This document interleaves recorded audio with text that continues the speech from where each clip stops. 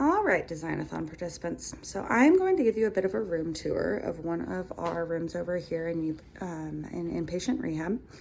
We have 40 rooms in total. 36 of them look like this. We have an additional 4 rooms that are made for persons of size that have very similar equipment to this that hopefully your solution would also be able to work in.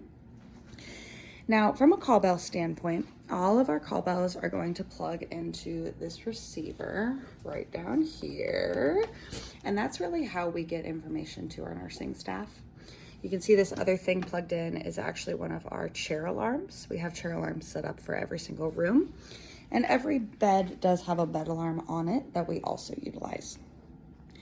Now, from a call bell standpoint, there's a few different things from a bed perspective that would need to be considered. The first is we do have these bed rails. We have 4 of them, 2 at the head, 2 at the feet for every single patient. As part of hospital policy, we are not able to keep all 4 railings up at any given point because that is considered a restraint. So this configuration you see here where there's 1 bed rail up at the bottom and 2 on top is pretty typical.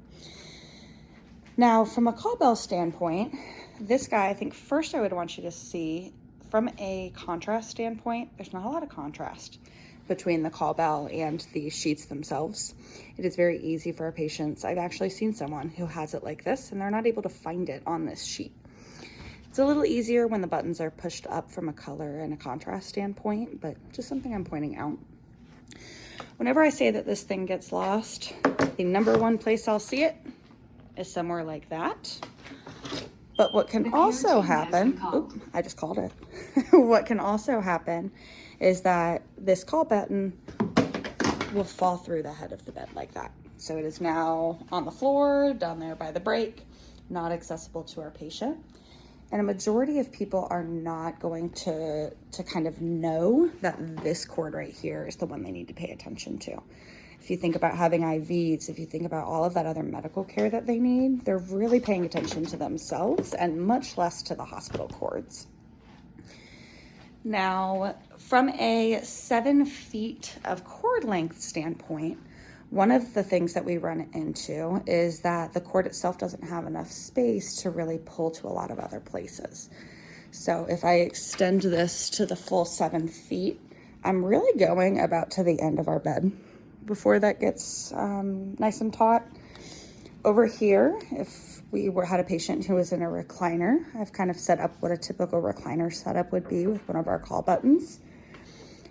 If the call button is over here, they're not going to be able to move that chair very far.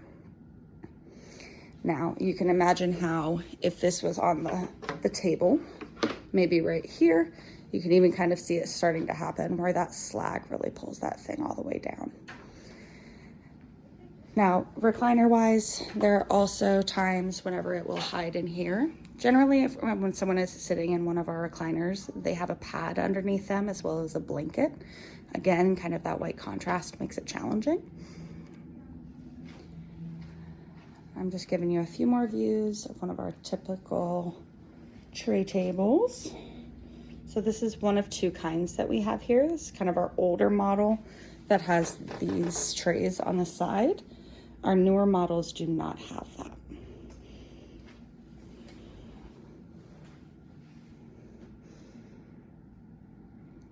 And the bed one more time. All right, participants, I am so excited to see what you all come up with. I hope you have fun.